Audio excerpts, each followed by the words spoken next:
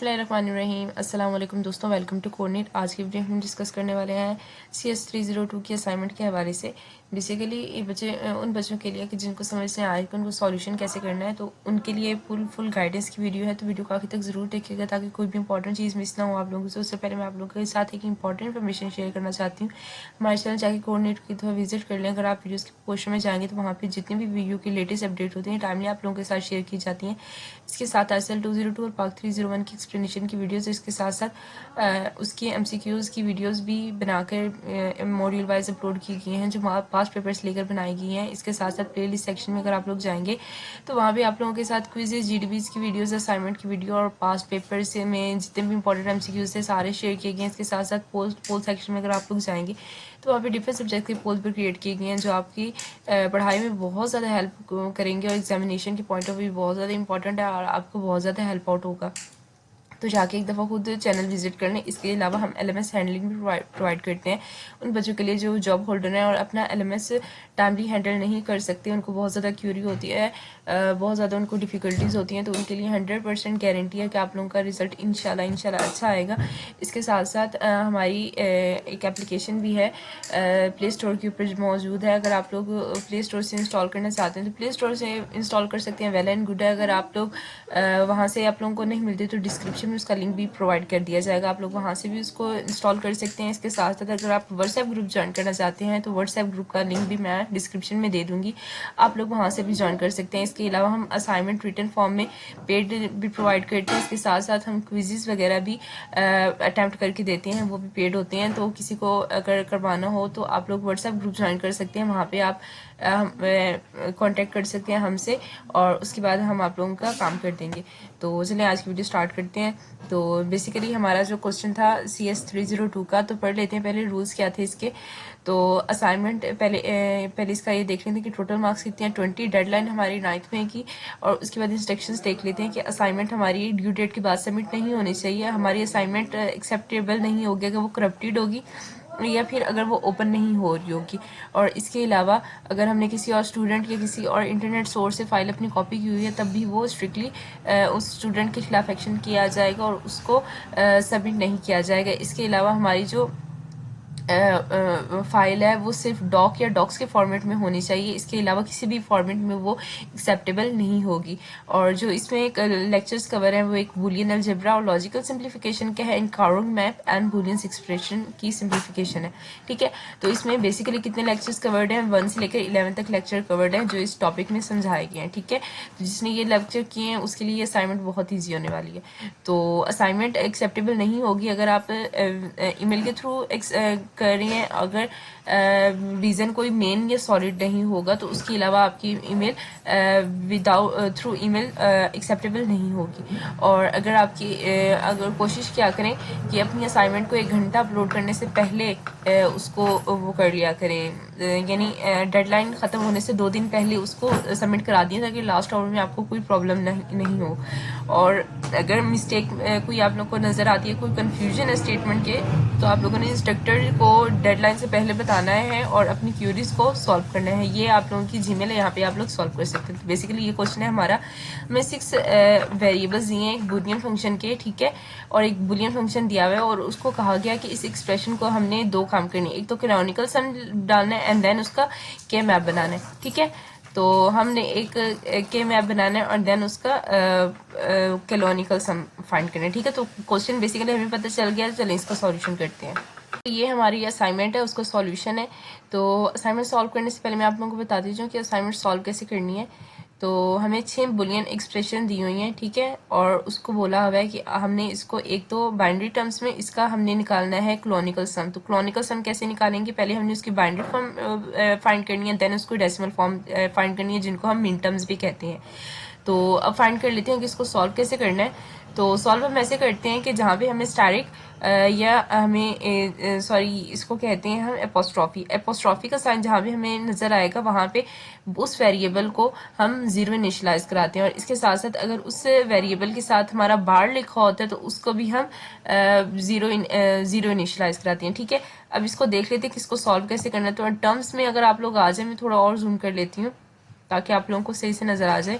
तो यहाँ पे आप लोग देख सकते हैं कि ए के साथ मेरे पास ट्रॉफी है, तो वहाँ पे मैंने लगाया है 0। ठीक है, जहाँ जहाँ पे मेरे जिस जिस वेरिएबल के साथ अपोस्ट्रॉफी लगी है मैंने उसके साथ 0 0 लगा दी, और जहाँ पे अपोस्ट्रॉफी नहीं है वहाँ पे मैंने 1 लगा दिया। ठीक है, तो आप लोग देख सकते हैं जितने भी मेरे वेरिएबल्स हैं मैंने सबके साथ ऐसे ही किया, जिसके साथ अपोस्ट्रॉफी है वहाँ पे मैंने 0 लगा दिया, और जिसके पास मेरी अपोस्ट्रॉफी नहीं है वहाँ पे मैंने 1 लगा दिया, एंड देन 0 0 एंड 1 1। ठीक है, तो ये मेरी बेसिकली टर्म बन गई, मेरी बाइनरी टर्म बन गई। ठीक है, तो बेसिकली मैंने वेरिएबल्स में से बाइनरी टर्म फाइंड कर दी। अब मैंने बाइनरी टर्म से अपने मिन टर्म्स फाइंड करनी है, तो मिन टर्म्स बाइनरी की मुझे वैल्यू नहीं पता, तो मैं क्या करूंगी, तो इसको याद करना पड़ेगा? नहीं, मैं आप लोगों को एक इजी वे बताऊंगी जिससे आप लोग बहुत इजीली सॉर्ट कर सकते हैं। ठीक है, तो इसको थोड़ा जूम कर लेते हैं। यहाँ पे मैं लिखूंगी अपनी binary words, sorry binary, and then यहाँ पे मैं उसके कैलकुलेटेड पार्ट लिखूंगी। ठीक है, अब मैं क्या करूंगी, मैं यहाँ पे फॉर्मूला लगाती हूँ, मुझे बाइनरी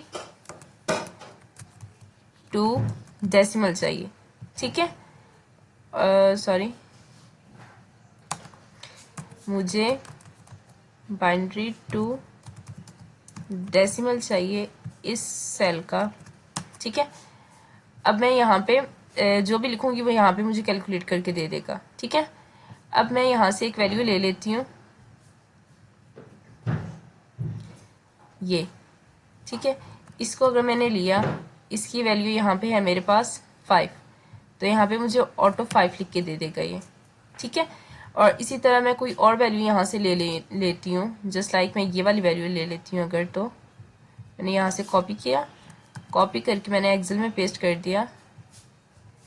ठीक है, तो यहाँ पे इसने मुझे इसका भी आंसर दे दिया है। ठीक है, तो इस तरह हमने बाइनरी टर्म्स में से मीन टर्म्स फाइंड करनी है। मीन टर्म फाइंड करने के बाद हमने क्या करना है, इसको कैनोनिकल सम फॉर्म में लिख देना है। ठीक है, तो हमारे कितने वेरिएबल्स थे, 6 वेरिएबल्स थे। 6 वेरिएबल्स का हमने समीशन इसके साथ लिखा, एंड देन जितने भी हमारे सम में इतनी वैल्यूज आई हमने उन सबको कंबाइन करके मीन टर्म्स को एक कैनोनिकल सम उसका फाइंड कर दिया। एक पार्ट कंप्लीट हो चुका है, हमने क्रोनिकल सम फाइंड कर लिया। अब हमने के मैप की सिंप्लीफिकेशन फाइंड करनी है। ठीक है, जैसे कि हमें पता है कि बाइनरी वैल्यूज में हमारा जो होता है वो हमारी बेस 2 जाती है। ठीक है, ऑलवेज 2 जाती है। अब बात आ जाती है कि मैप की सिंप्लीफिकेशन के लिए हमें कैसे पता चलेगा कि उसकी रॉस कितनी है और उसके कॉलम्स कितने रखनी है। तो हमें ये बात तो पता है हमेशा से कि जो हमारे जितने भी नंबर्स होते हैं उसकी बेस हमारी हमेशा 2 होती है। ठीक है, तो हमारी बेस चलेगी 2 4 6 8। ठीक है, 16। ठीक है, वो 2 की बेस के साथ चलती है। ठीक है, 2 2 ज़ा 4, 2 4 ज़ा 2 2 ज़ा 4। ठीक है, और इसी तरह वो आगे 2 से फर्दर मल्टीप्लाई होती जाती है, एंड 2 बेस ही हमारी रहती है हमेशा। तो अब यहाँ पे हम देख लेते हैं हमारे कितने वेरिएबल्स थे। हमारे वेरिएबल्स थे 6। ठीक है, तो 2 की पावर हमारे पास आएगी 6। तो 2 को जब 6 टाइम मल्टीप्लाई करा एक दूसरे के साथ, तब यहाँ पे देख लेते हैं हमारे पास क्या आंसर आता है।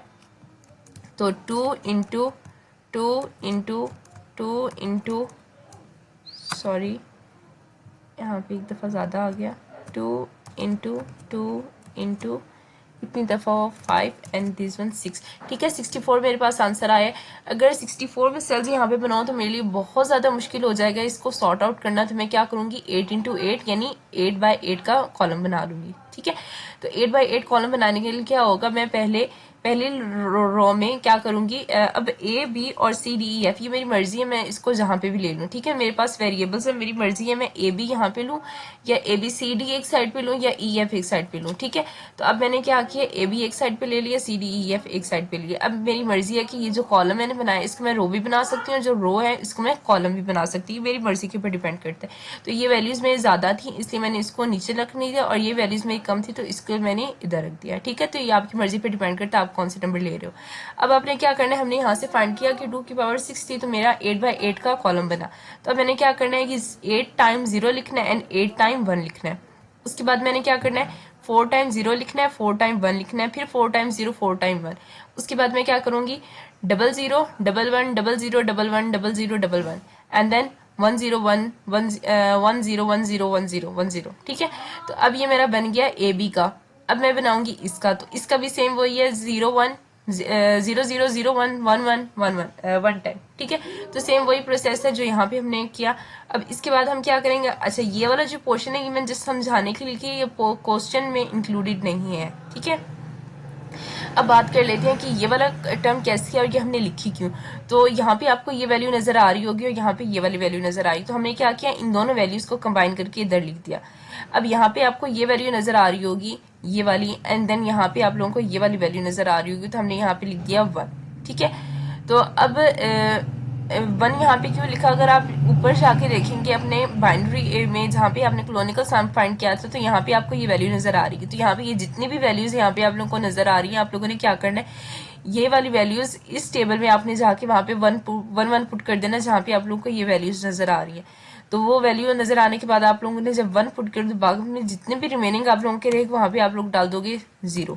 ठीक है, तो बेसिकली ये आपका क्वेश्चन है कि जहाँ पे आपके नंबर्स शो होंगे वहाँ पे आप 1 1 डाल देंगे। ठीक है, और जहाँ पे नहीं होंगे वहाँ पे 0 डाल देंगे। तो ओवरऑल क्वेश्चन में यही होगा 1 0 1 0 1 0। ठीक है, तो ये आपकी कौन सी फॉर्म है, ये आपकी SOP फॉर्म है। ठीक है, सम ऑफ प्रोडक्ट्स। तो आपका इसमें क्या होगा, आप लोगों ने 1 की कॉम्बिनेशन फाइंड करनी है। ठीक है, तो 1 की कॉम्बिनेशन कैसे फाइंड करते हैं वो मैं आप लोगों को बताती हूँ। कर लेते हैं क्लोनिकल कैरम बैग भी, इसमें हमने ग्रुपिंग कैसे करनी है। तो ग्रुपिंग करने का कुछ रूल्स हैं। फर्स्ट ऑफ ऑल हमने ग्रुपिंग में देखना होता है कि हमारा जितना बड़ा ग्रुप बन रहा होता है, हमने वो बड़ा बड़ा ग्रुप बनाना होता है। ठीक है, इसके बाद हमने क्या करना होता है, ये देखना होता है कि हम एक सेल को कोशिश करें कि एक सेल को बार बार रिपीट ना करें। ठीक है, बार बार उसको यूज़ ना करें, जस्ट एक सेल को एक दफ़ा यूज़ करें, उसको बार बार यूज़ ना करें। ठीक है, सेकेंडली क्या होता है कि हमारे एडजेसेंट सेल्स बनते हैं। ठीक है, एडजेसेंट सेल नहीं बनते, हमारे डायगोनल बनते हैं सेल्स। ठीक है, तो अब इसको डिस्क्राइब कर देती हूँ कि कैसे कैसे होता है। तो हमारे जो मेनली सेल होते हैं वो हमारे पेयर 2 का बनता है, जस्ट लाइक 2 4 6 8। ठीक है, इवन में होता है, ऑड में कभी भी हमारा पेयर नहीं होता। जस्ट लाइक ये 1 था तो इसके साथ मैं इसको नहीं बना सकती। ठीक है, इस 1 को इसके साथ मैं बना सकती हूँ, इस 1 को इसके साथ बना सकती हूँ। ये तब बनेगा अगर मेरे पास कोई और नहीं बन रहा। ठीक है, मैं इस 1 को इसके साथ बना सकती हूँ, लेकिन इस 1 को इसके साथ पेयर नहीं बना सकती। क्यों नहीं बना सकती, क्योंकि ये मेरे पास वर्टिकली नहीं है, ये मेरे पास ये मेरे पास एडजेसेंट में है। ठीक है, ये जो 1 है इसके साथ मैं इस 1 को भी नहीं बना सकती। ठीक है, अब इसके अलावा एक और प्रोसेस होता है कि इसको और इसको निकाल के कंबाइन बना दो। ठीक है, तो ये भी प्रोसेस होता है इसका कम्बिनेशन का। ठीक है, तो ये बात होगी कि हमने इसको ग्रुपिंग कैसे करनी है। तो हमने ग्रुपिंग का बता दिया कि ग्रुपिंग कैसे करनी है। अब हमने क्या करना है, जाके हमने देखना है अपनी फाइल में कि हमारी ग्रुपिंग कैसी हुई है। तो बेसिकली हमारी 4 की ग्रुपिंग हुई है। ठीक है, ये वाली 4 की ग्रुपिंग है, ये 4 की ग्रुपिंग है, देन ये 4 की है, ये 4 की है। ठीक है, तो हमारी बेसिकली 4 ग्रुपिंग हुई है, group A, group B, group C and group D। तो अब हमने क्या करना है, हमें पता है कि ये जो वेरिएबल्स हैं ये हमारे इन वेरिएबल्स को शो कर रहे हैं। ठीक है, ये वाली जो वैल्यूज हैं ये ABCDE की हैं और ये जो है ये EF की वैल्यूज हैं। ठीक है, तो अब हमने देखना है कि जो वैल्यूज बार बार रिपीट हो रही हैं ना, ठीक है, उसको हमने लिख देना, और जो बार बार टाइम टू टाइम चेंज हो रही है हमने उसको रिमूव कर देना है। ठीक है, तो अब हम देख लेते हैं कि इन वैल्यूज में सब रिपीट कौन सी वैल्यू है जो ऑलमोस्ट ओवरऑल यानी कि 1 से लास्ट तक रिपीटेड नहीं, यानी कि सेम ही है। तो हम देख लेते हैं कि लास्ट वाली जो 1 है ये रिपीटेड नहीं है। तो लास्ट वाली 1 क्या है, हमारे पास F है। अगर हम देखें A और B वो कंटिन्यूसली चेंज हो रही है, ऊपर 0 था नीचे आके 1 हो गया। ठीक है, और इसी तरह B देखें तो वो भी ऐसा था, लेकिन जो C है वो हमारा कंटिन्यूसली सेम ही है। ठीक है, अगर हम C को ऑपोजिट कर देते हैं, जस्ट लाइक अच्छा के ऊपर हम लगा देते हैं एस्ट्रॉफी, तो इट्स मीन कि हम उसका नेगेटिव ले रहे हैं। ठीक है, तो C का नेगेटिव अगर लेंगे और अगर F को सेम ही रखेंगे तो अब जाके हमारा ये आंसर सिंप्लीफाई होगा। ठीक है, तो ये था हमारा आज का क्वेश्चन। उम्मीद है आप लोगों को पसंद आया होगा। असाइनमेंट आप लोगों की समझ आ गई होगी कि इसको कैसे सॉल्व करना और ये क्वेश्चन मेनली था क्या। तो वीडियो अच्छी लगी तो उसको लाइक कर दें, चैनल को सब्सक्राइब कर दें, बेल आइकन प्रेस कर दें, और साथ ही साथ अगर आपको LMS हैंडल करना है तो वो भी सर्विस अवेलेबल है हमारे चैनल के ऊपर। आप लोग पर्सनली कांटेक्ट कर सकते हैं, व्हाट्सएप ग्रुप का लिंक भी प्रोवाइड किया जाएगा डिस्क्रिप्शन में, तो आप लोग वहाँ पे भी कांटेक्ट कर सकते हैं, बात कर सकते हैं। तो मिलते हैं नेक्स्ट वीडियो में, तब तक के लिए अपना बहुत ज़्यादा ख्याल रखिएगा। अल्लाह हाफिज़।